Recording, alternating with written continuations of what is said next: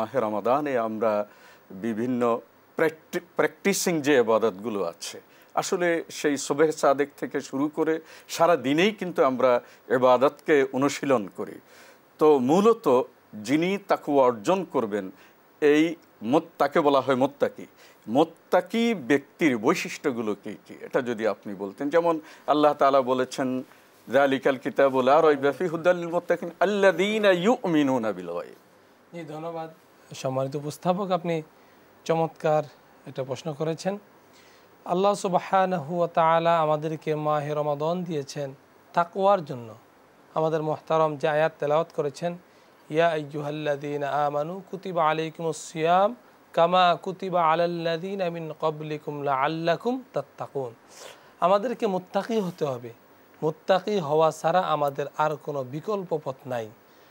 পৃথিবীর মধ্যে অনেক দল মতপার্থক্য থাকতে পারে, কিন্তু আল্লাহ সুবহানাহু ওয়া তাআলা কুরআনুল কারীমের মধ্যে তিনটা দলের কথা তিনটা সূরা নাজিল করেছেন। এক হচ্ছে ইমানদার, মুত্তাকি, মুমিন, কদ আফলাহাল মুমিনুন। মুমিনুন, এই মুমিনদের নামে একটা সূরা নাজিল করেছেন।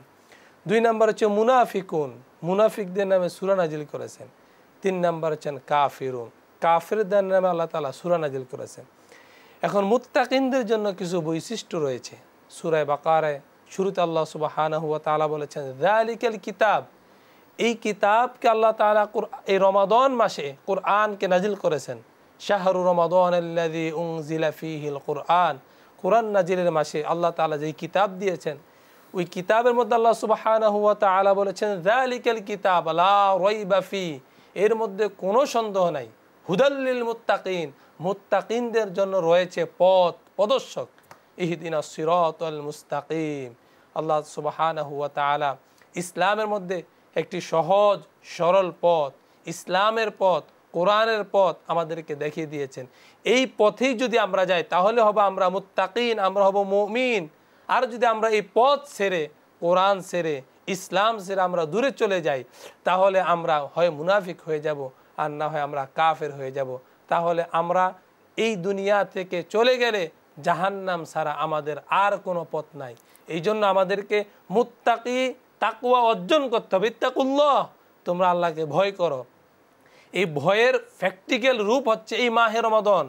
আমি রোজার দিন খেয়ে আসি না না খেয়ে আসি, এটা দুনিয়ার কোনো মানুষ জানে না, একমাত্র আল্লাহ সুবহানাহু ওয়া তাআলা তিনি জানেন। আমি কি সওমদার, আমি কি রোজাদার, আমি ব্যক্তিকে এখন সিয়াম রেখেছি কিনা, দুনিয়ার মানুষের চোখে ফাঁকি দেওয়া যায়। আল্লাহ সুবহানাহু ওয়া তাআলার দৃষ্টির বাহিরে মানুষ কোনো কাজ করতে পারে না। এই জন্য মাহে রমাদান হচ্ছে প্র্যাকটিক্যাল একটি রূপ, যে রূপের মধ্য দিয়ে মাহে রমাদানকে অনুধাবন করা যায়, অনুশীলন করা যায়। যদি আমরা মাহে রমাদানের শিক্ষাটাকে আমরা নিজের জীবনের মধ্যে বাস্তবায়ন করতে পারি, তাহলে আমরা প্রকৃত অর্থে তাকওয়াবান হব, মুত্তাকি হব।